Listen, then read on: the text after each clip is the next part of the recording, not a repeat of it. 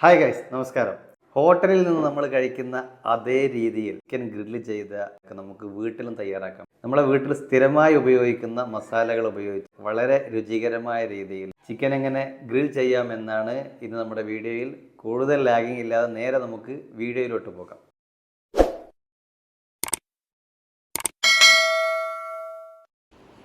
രണ്ട് ചിക്കൻ ആവശ്യമായ മസാലകളാണ് നമ്മളിപ്പോൾ റെഡിയാക്കുന്നത്. 2.5 ടീസ്പൂൺ മുളക് പൊടി, 1 ടീസ്പൂൺ മഞ്ഞൾപ്പൊടി, 1 ടീസ്പൂൺ കുരുമുളക് പൊടി, 3/4 ടീസ്പൂൺ ഗരം മസാല, ഒരു ചെറിയ സവാള, തക്കാളി, അല്പം മല്ലി, പുതിന, അതുപോലെ ഇഞ്ചി, വെളുത്തുള്ളി, അല്പം കറിവേപ്പില, ഇതൊക്കെ കൂടി മിക്സ് ചെയ്ത് അരച്ചെടുത്തതാണിത്. ഒരു ഫുൾ വെളുത്തുള്ളിയും അത്രത്തോളം ഇഞ്ചിയും എടുത്തിട്ടുണ്ട്. ഒരു 2-3 ടീസ്പൂൺ തൈര്, ഇതൊക്കെ മിക്സ് ചെയ്തതിന് ശേഷം അതിലേക്ക് 1 ടീസ്പൂൺ വിനാഗിരി, ആവശ്യത്തിനുള്ള ഉപ്പ്, ഒരു പകുതി ചെറുനാരങ്ങ അതുകൂടി പിഴിഞ്ഞ് നല്ലോണം മിക്സ് ചെയ്തെടുക്കുക. അതിനുശേഷം ഒരു കട്ട് ചെയ്യാത്തൊരു ഫുൾ ചിക്കനും പിന്നെ ചെറിയ ചെറിയ പീസാക്കിയിട്ടാണ് നമ്മൾ ഉണ്ടാക്കുന്നത്. ചിക്കനിലേക്ക് നല്ലോണം തേച്ച് പിടിപ്പിക്കുക. ചില സ്ഥലത്തൊക്കെ വരയാൻ വിട്ടുപോയിട്ടുണ്ടെങ്കിൽ അവിടെയൊക്കെ വരഞ്ഞ് ചിക്കനിലെ എല്ലാ ഭാഗത്തും മസാല എത്തുന്ന രൂപത്തിൽ നല്ലവണ്ണം തേച്ച് മസാല പിടിപ്പിക്കുക. ഫുൾ ചിക്കനിൽ മസാല ഞങ്ങൾ പുരട്ടിക്കഴിഞ്ഞു. രണ്ടാമത്തേതായിട്ട് ആ ചെറിയ ചെറിയ പീസ് ബാർബിക്യൂ പീസിലേക്ക് നമ്മൾ മസാല പുരട്ടുകയാണ്.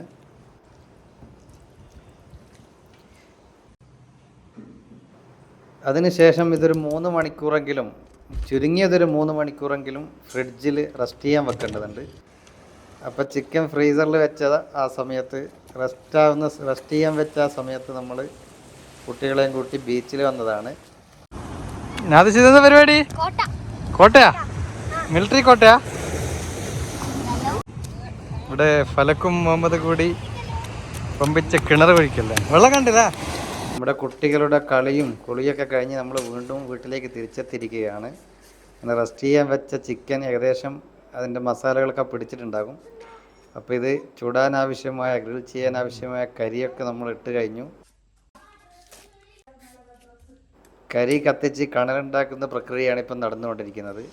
അല്പം ചിമ്മിനിയോ മറ്റോ ഒഴിച്ചാൽ വളരെ പെട്ടെന്ന് തീപിടിക്കുന്നതായിരിക്കും. ഇവിടെ അത്തരത്തിലുള്ള ചിമ്മിനിയും കാര്യങ്ങളൊന്നും ഇല്ലാത്തതുകൊണ്ട് നമ്മൾ ഗ്യാസിൽ മുകളിൽ വെച്ച് 3-4 കരി കണലാക്കിയതിന് ശേഷം മറ്റുള്ള കരിയുടെ കൂടെ വെച്ച് കത്തിക്കുകയാണ് ചെയ്തത്.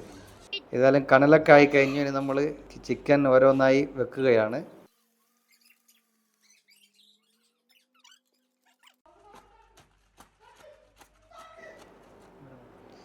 ചിക്കൻ കണ്ടാൽ തന്നെ അറിയാം, ഒരു 3-4 മണിക്കൂറായി ഫ്രിഡ്ജിൽ കിടക്കുന്നു.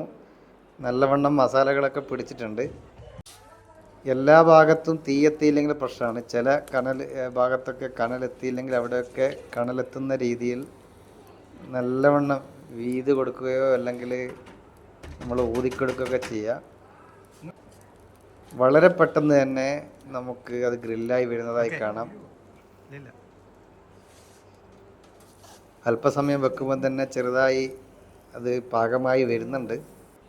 കൂടുതൽ ടൈം ഒരു ഭാഗത്ത് തന്നെ വെച്ചാൽ കരിഞ്ഞു പോകാൻ സാധ്യതയുണ്ട്. അതുകൊണ്ട് നിരന്തരം തിരിച്ചും മറിച്ചും ഇട്ടുകൊടുത്തതിന് ശേഷം നമുക്കത് പാകമായോ ചെക്ക് ചെയ്യണം. ഇപ്പം പല ഭാഗത്തും തീയില്ലാത്ത ഭാഗങ്ങളുണ്ട്. ഒരു ചെറിയ ടേസ്റ്റ് വരാൻ വേണ്ടി ഒരു തക്കാളി മുറിച്ച് അതിൻ്റെ മുകളിൽ കൂടി ഇങ്ങനെ ഏകദേശം പാകമായി വരികയാണ്. ഒരു 50% റെഡി ആയിട്ടുണ്ട്. നമ്മളിപ്പോൾ ഏകദേശം ഒരു 15 മിനിറ്റായി ഇത് വേവിക്കുന്നു. വെന്തോന്നറിയാൻ വേണ്ടി ഇറച്ചിയിൽ ചിലപ്പോൾ കുത്തി നോക്കിയാൽ വളരെ പെട്ടെന്ന് ഉള്ളിലോട്ട് കയറിപ്പോകുന്നതായി ഫീൽ ചെയ്യും. അപ്പോൾ ഏകദേശം വെന്ത് കഴിഞ്ഞിട്ടുണ്ട്.